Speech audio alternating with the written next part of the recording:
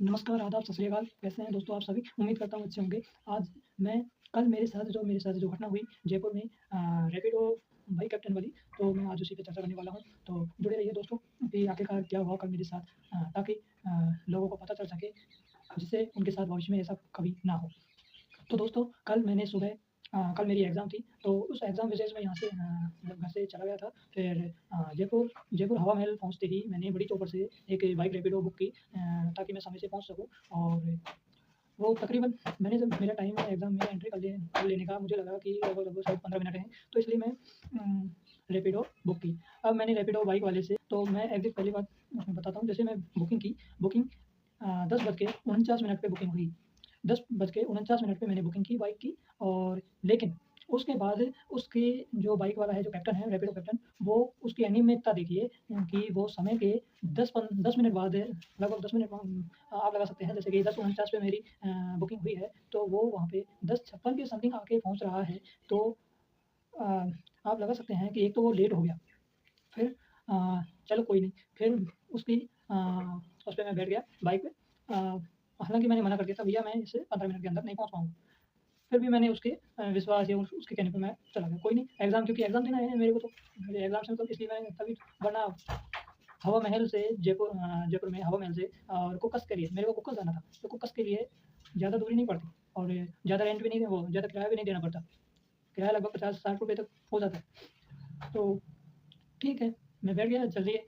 उसके बाद वहाँ पे पहुँच गए।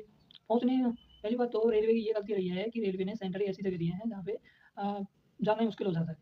फिर ठीक है, मैं पहुँच गया वहाँ पे।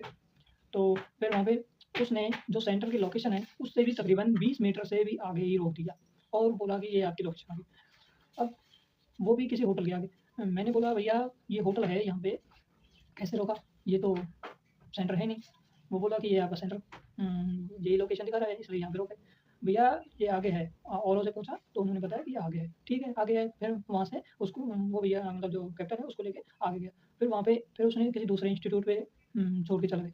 वहाँ छोड़ा, तो वहाँ जैसे उतरा तो वो उसका नाम था आर्या इंस्टीट्यूट। आर्या इंस्टीट्यूट पे जैसे मैं एंट्री लेने लगा, तो वहाँ पे उनसे वहाँ पे मेरे ही कुछ कन्फ्यूज़न की वज़ह से मैं वहाँ पे रुक गया। लेकिन अब बात आई सर पेमेंट की। पेमेंट का आखिरकार कैसे हुआ ऐसा थे, और फिर फ़ोन पे वगैरह में मेरे पास पैसे नहीं थे, इसलिए ये सारी प्रॉब्लम खड़ी हुई थी। अब वो बोला कि भैया मेरे को छुट्टे पैसे दो। मैं कहाँ से दूँ? मेरे पास पैसे होते तो डाल दूँ, या फ़ोन पे से डाल दूँ, दे दूँ या डाल दूँ। तो फिर उसके बाद में पैसे लेके मैंने बोला कि भैया ऐसा करो, आप मेरी एग्ज़ाम जैसे खत्म होती है, उसके बाद में मैं आपको पैसे डालूँगा, आप मेरे को फ़ोन पे का क्यूआर कोड दे दो या नंबर बता दो, मैं डाल दूँगा। लेकिन उसके बाद में हुआ क्या कि हाँ, वो बोला कि नहीं, नहीं भैया, ऐसा मेरे को विश्वास नहीं है, आपको पैसे देने पड़ेंगे। तो भैया फिर मैं कैसे दूँ? क्योंकि मेरा टाइम हो रहा है, मुझे एग्ज़ाम में एंटर करना है लगभग 10-15 मिनट बाद में, और मैं वैसे ही परेशान वहाँ पे। एक तो दूसरे सेंटर पे और छूट गया, वहाँ भी 10 मिनट, तो 10 मिनट वैसे हुए बर्बाद। और मेरे इंस्टीट्यूट का नाम था संग्रा इंस्टीट्यूट, कुछ संग्रा ग्रुप ऑफ इंस्टीट्यूशन, इस प्रकार, तो वो थोड़ा-सा दूर था। फिर वहाँ भी वहाँ मेरे से ₹500 उसने ले लिए। तो ऐसा करो भैया, मेरे से बोल के गया कि ऐसा करो भैया, आप मेरे को ₹500 दे दो, मैं अभी छुट्टी करवा के आपको दे देता हूँ। तो फिर मेरे पास ऐसा कोई दूसरा कोई विकल्प नहीं था, क्योंकि मेरे को एग्ज़ाम भी एंटर करना था, और फिर वहाँ पे समय की भी ज़्यादा दिक्कत थी। तो ठीक है, मैंने बोला ठीक है, आप जल्दी से यहाँ से पैसे लेकर आके मेरे को दे दो। तो उसने वो छुट्टी कराने वहाँ चला गया, और उसके बाद में उसने संपर्क नहीं किया, ना वो आया। तो उसके बाद में मैंने तकरीबन 2-3 बजे के समथिंग एकदम सेंटर से बाहर निकलते ही फिर से कॉल किए उसको, 2-3 बार कॉल किए, नहीं उठाया। फिर उसके बाद में शाम को भी मैंने 2-3 बार, नाइट में भी करीबन नाइट में वो 7-8 बजे के समथिंग दोबारा मैंने कॉल किया, लेकिन उसने दोबारा भी कॉल पिकअप नहीं की। और अभी अगर मैं उस नंबर पे कॉल करता हूँ, उसके पर्सनली नंबर पे, तो वो कॉल पिकअप नहीं करता। तो अब मेरे को समझ आया कि एक ईमानदार, मैं उसे ईमानदार समझ रहा था कि भैया ये भी आखिरकार, क्योंकि उसने इतनी मेहनत की वहाँ ले जाने के लिए, तो शायद ईमानदार होगा। और फिर शुरुआत में हर कोई ईमानदार होता है, लेकिन आज देखिए लोगों की बेईमानी, जैसे ही पैसा हाथ लगता है बेईमान हो जाते हैं।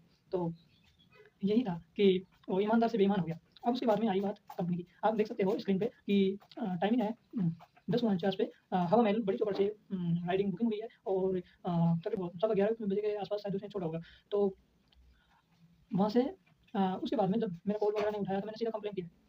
कंपनी को कंप्लेन किया, तो कंपनी ने मुझे, आप स्क्रीन पे देख सकते हो, कंपनी ने 2-3 बार मैसेज रिप्लाई भी किया है। कंपनी हेडक्वार्टर बैंगलोर से मेरे पास 2-3 बार कॉल आया। फिर उसमें उन्होंने मैंने जो भी था, मैंने सोशल मीडिया पे भी डाला, सब जगह डाला। तो जो भी था मैंने कंपनी को बताया। कंपनी ने कैप्टन को कॉल किया, मेरे को कॉल किया, लेकिन कंपनी ने इतना ही बताया कि उसको सस्पेंड कर दिया गया है।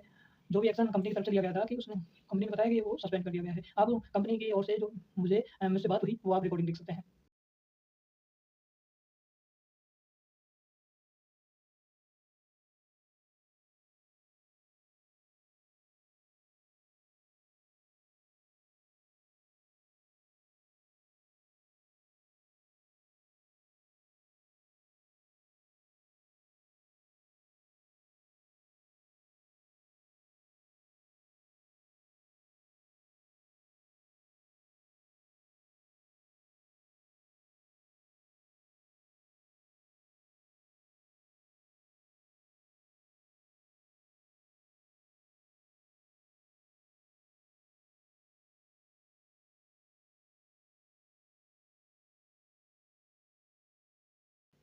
अब उसके बाद हुआ क्या कि कंपनी ने मैंने एक डिमांड की है कि जो भी गिग वर्कर्स हैं ये मतलब जो भी कंपनी के थ्रू कौन एज़ ए फ्रीली काम करते हैं, जो भी अपने हिसाब से काम करते हैं, ये गिग वर्कर्स इन्हें इन पर कंपनी और भी कानूनी कार्रवाई करने के लिए और भी कड़े नियम बनाए।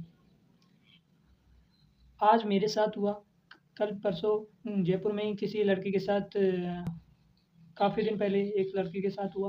तो इस तरह से रैपिडो हो या ओला हो या फिर कोई भी कंपनी हो, उसके कस्टमर्स के साथ ऐसा कभी ना हो। और फिर कंपनी ने सस्पेंड करने का और हेलो। लास्ट में केवल हेलो। सॉरी बोल के पल्ला झाड़ ली। मैं आपको क्वेश्चन बात कर रहा हूँ। आपने कंसर्न रेज किया था, अब प्लीज मुझे सॉरी बताइए बोलने हुआ है। से क्या होता है? क्या सर? मेरी डिमांड आपने है कंसर्न रेज किया था, आप प्लीज मुझे बताइए कि क्या हुआ मेरे है। जी जो भी मेरा जी बताइए। सर मैंने 132 रुपये मेरे को पे करना था चार्ज, फंड तो मिले जी लेकिन मेरे से 500 रुपये कैश ले गए सर। वो ठीक है सर, आप और कैप्टन को देखिए, कॉल बात आएगी। और सर एक मेन प्रॉब्लम ये रही है कि जैसे वो मैंने 10:49 पे मैंने बुक राइड की थी, तो मतलब बुकिंग की थी, तो उससे 10 मिनट बाद में वो आया है, जिससे मेरे को बहुत परेशानी हुई सर। जी जी मैं एग्जाम देने जा रहा था, मैं एग्जाम में परेशानी हुई, मैं वहाँ जा नहीं पाया, एंटर नहीं कर पाया, उसकी वजह से। कैप्टन की वजह से इंटर नहीं कर पाया। जी, और फिर वो रिफंड भी नहीं किया सर, ना तो उन्होंने ऑनलाइन किया ना मैंने कंपनी मेरे से, और पैसे लेके भाग गया। कंपनी के हेडक्वार्टर में भी ठीक है सर, एक बार कैप्टन का नंबर नोट कीजिए आप सर। सर संपर्क मैंने किया, कैप्टन को उसके बाद में कॉल किया सर 2 बजे के करीब, जैसे सेंटर से बाहर निकला एग्जाम देके वापस लेकिन 3-4। ऐसा कोई भी संतुष्टि वाला कोई ऐसा जवाब नहीं आया। केवल आई एम सॉरी बोल के अपना पल्ला झाड़ लिया, बाकी और कुछ नहीं हुआ। तो रैपिडो हो या फिर कोई भी कंपनी हो, अ, थोड़ा कस्टमर्स के साथ अच्छा बर्ताव करें, बस मैं यही चाहता